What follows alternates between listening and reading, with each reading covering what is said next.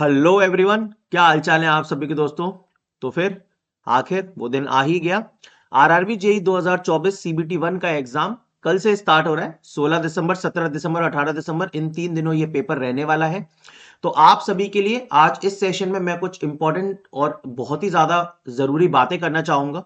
जैसे कि पेपर को लेके कुछ इंपॉर्टेंट टिप्स है, एग्जाम हॉल टिप्स आपको क्या माइंड में लेके चलना है जिससे कि आप अपने पेपर को बहुत बेहतरीन लेवल पे अटेम्प्ट कर सके। ठीक है, क्योंकि हमने पढ़ा तो बहुत कुछ है, लेकिन अब एग्जाम के साथ में, एग्जाम के टाइम में हमें उस पेपर को अटेम्प्ट कैसे करना है वो सबसे ज्यादा क्रिटिकल और मोस्ट इंपॉर्टेंट होता है। क्योंकि अगर वो चीज खराब हो गई तो फिर पूरी प्रिपरेशन भी खराब हो जाती है। लेकिन हम कुछ चीजें डिस्कस करने वाले हैं आज के सेशन में जिससे कि आप बहुत पॉजिटिव माइंडसेट के साथ पेपर के अंदर जा सकें और एग्जैक्टली में आपको करना क्या है, और लास्ट मोमेंट पे अगर कोई चीज बिगड़ती भी है तो उसे कैसे संभालना है, वो सारी की सारी चीजें आज मैं इस सेशन में डिस्कस करूंगा। ठीक है, तो देखिए, सबसे पहला क्वेश्चन आता है कि पेपर को हाउ टू अटेम्प्ट, मतलब कुछ क्वेश्चंस पे बात करेंगे जैसे कि हाउ टू अटेम्प्ट, पेपर को अटेम्प्ट कैसे करना है। ठीक है, दूसरा है सेफ अटेम्प्ट, कि क्या कम से कम हमें स्कोर करना रहेगा या कितने क्वेश्चंस मिनिमम सेफ रहेगा अटेम्प्ट करना जिससे कि हम सीबीटी 1 के कट ऑफ को क्लियर कर सके। ठीक है,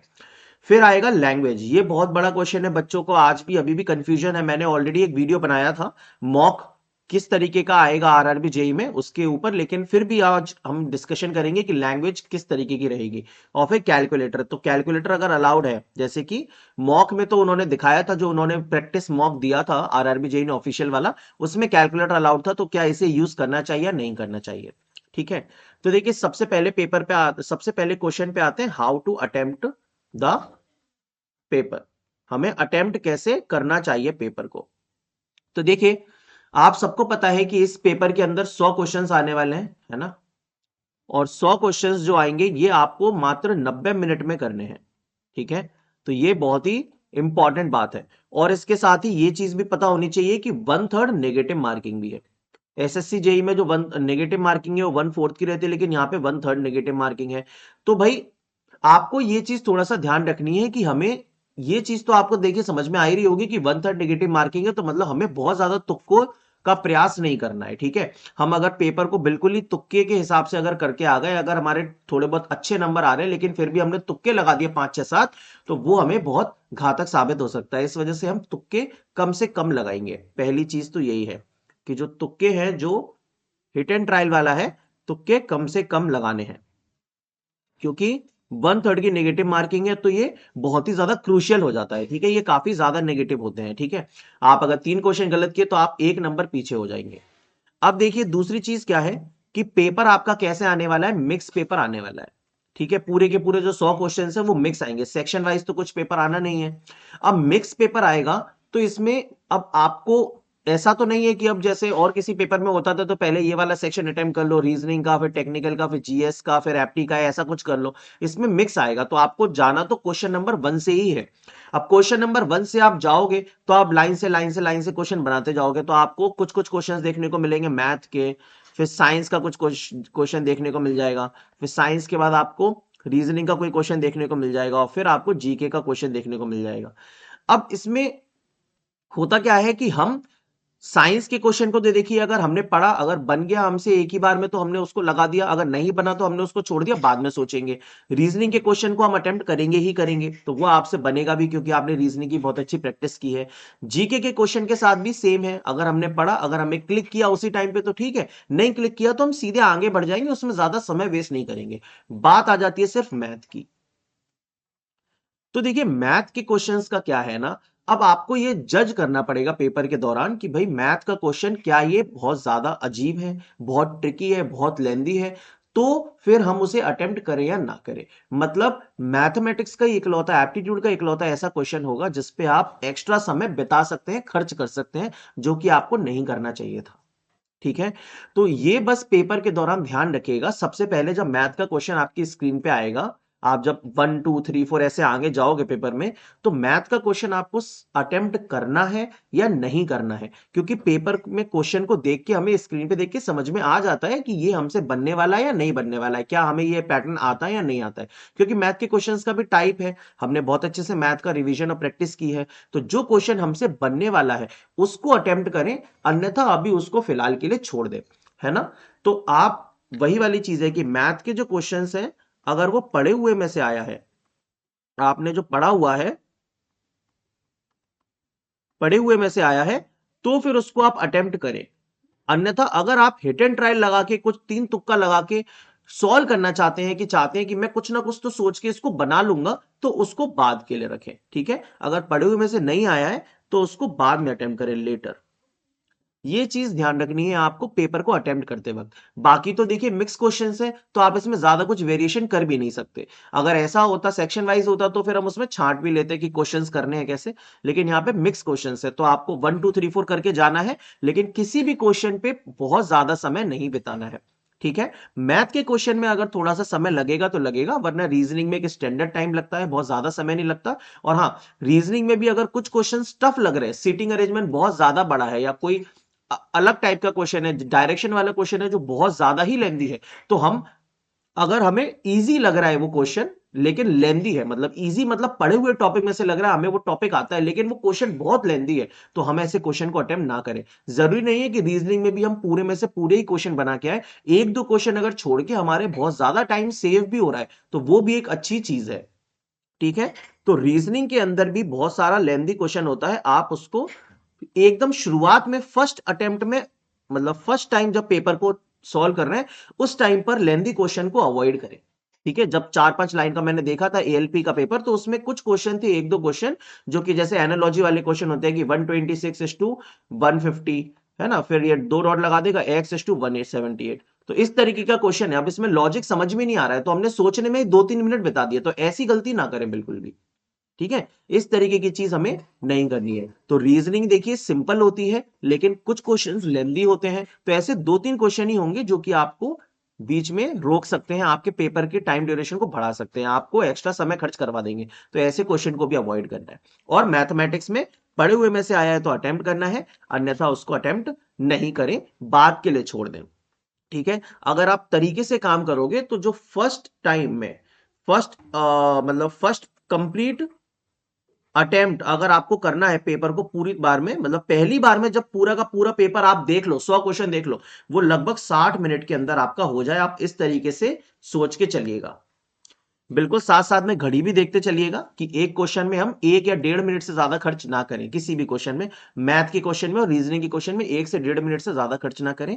और पहला जो अटेम्प्ट है वो आपका पूरा का पूरा पेपर देख लेना चाहिए आपको कम से कम 60 मिनट में। ऐसा नहीं हो कि अभी 90 मिनट बचे, अभी मेरे 25 क्वेश्चन बचे हैं वो मैंने देखे ही नहीं है, ऐसा नहीं होना चाहिए। ठीक है, पेपर में 100 क्वेश्चंस देखना बहुत ज्यादा जरूरी है, क्योंकि बहुत सारे क्वेश्चंस जो छूट जाते हैं बाद के लिए, उनमें आपसे कुछ ना कुछ क्वेश्चंस तो आसानी से बन सकते हैं, वो बहुत इजी क्वेश्चंस भी होते हैं।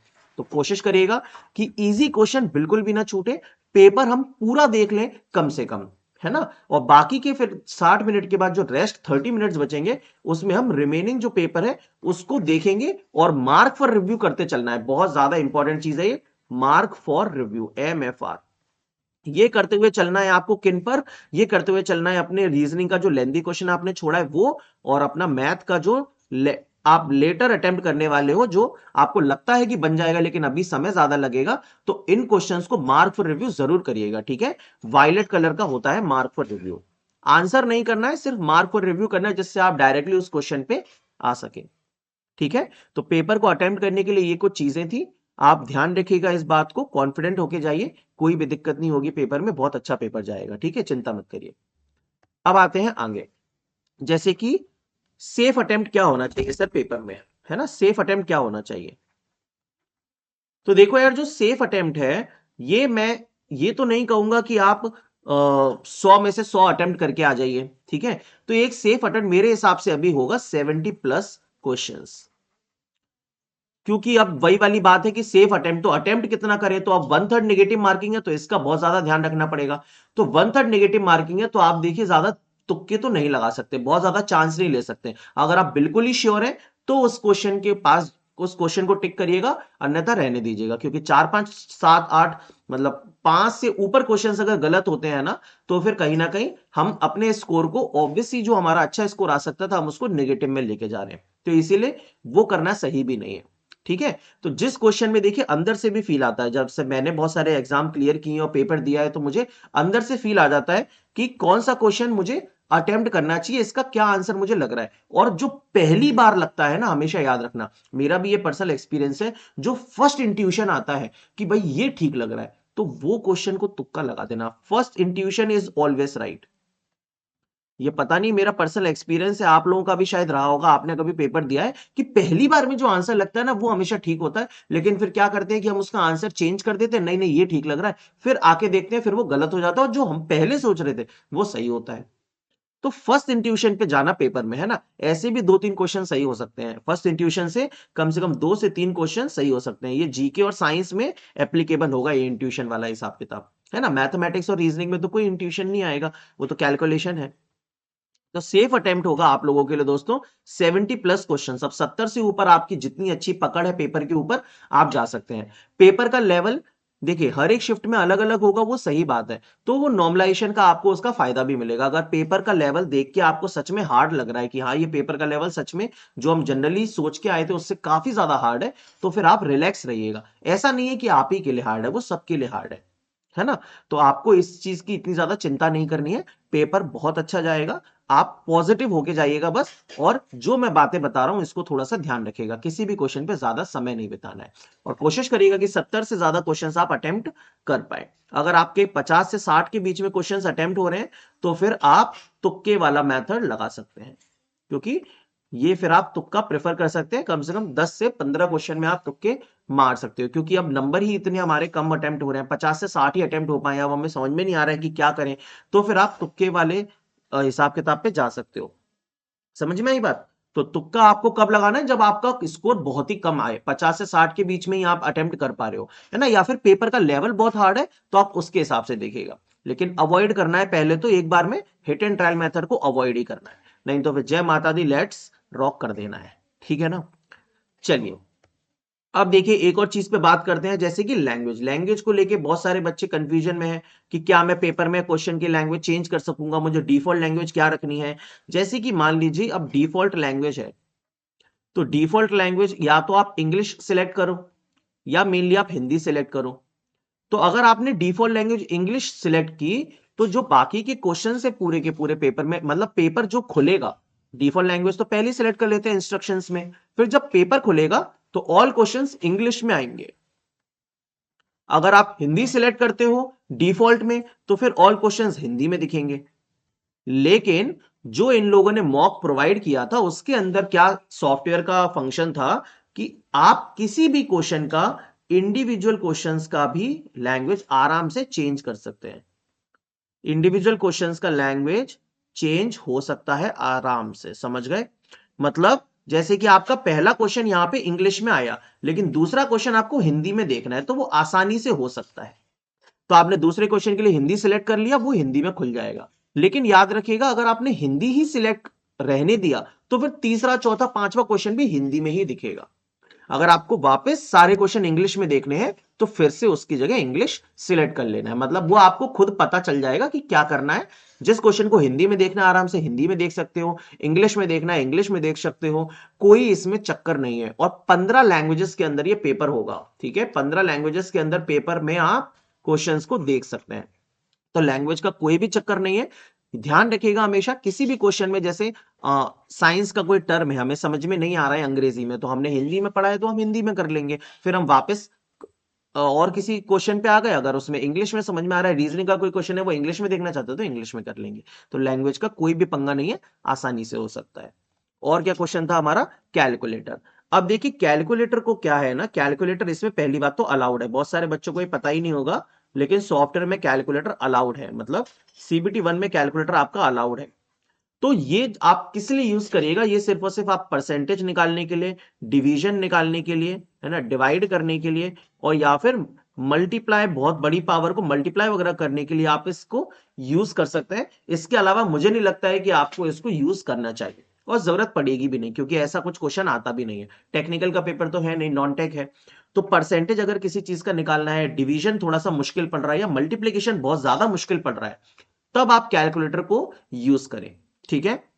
और एक और चीज ध्यान रखिएगा कि 60 मिनट के अंदर आपको पेपर को पूरा का पूरा एक बार अटेम्प्ट करने की कोशिश करना है, ठीक है। बहुत ज्यादा लेंदी क्वेश्चन से उनको छोड़ दीजिएगा, कोई दिक्कत नहीं है, क्योंकि लेंदी क्वेश्चन में अगर हम घुस गए एक बार में, 3 मिनट हमने खराब कर दिया और फिर भी उसका आंसर नहीं आ रहा है, तो फिर हमारा माइंड पे स्ट्रेस बढ़ जाता है, हम कॉन्फिडेंस हमारा थोड़ा डगमगा जाता है ना। इसीलिए हमें बहुत ज्यादा किसी क्वेश्चन पे समय व्यतीत नहीं करना है। जब हम बहुत ज्यादा समय लगाते हैं किसी क्वेश्चन पे तो हमें अंदर से फील आ जाता है, तो इसीलिए हम क्वेश्चन में घुसने से ही पहले उसकी रणनीति तैयार कर ले दिमाग में। और ये जनरली होता है मैथमेटिक्स में कि हमें इस क्वेश्चन में घुसना है या नहीं घुसना है। अगर हम घुस गए तो निकाल पाएंगे कि नहीं निकल पाएंगे इस क्वेश्चन से बाहर, तो ये थोड़ा सा जज कर ले अच्छे से।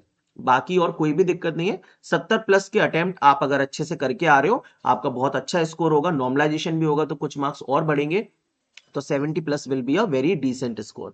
ठीक है, ये मेरी तरफ से कुछ आप लोगों के लिए टिप्स थी दोस्तों। अगर आप लोगों को कुछ भी पूछना हो तो इस वीडियो के कमेंट सेक्शन में आप जरूर कमेंट करें, मैं आज ही आपको उसके ऊपर भी वीडियो बना दूंगा, रिप्लाई कर दूंगा, कोई भी अगर आपकी पर्सनल कुछ क्वेश्चन है मन में तो। ठीक है, thank you so much, and आप सभी को बहुत ज्यादा बेस्ट ऑफ विशेस। आप सब लोग फतेह करके आओ सीबीटी 1 में, और आप सभी के लिए मैं सीबीटी 2 के लिए फुल्ली तैयार हूं। आप सब लोग मुझसे आके मिलेगा 18 तारीख के बाद।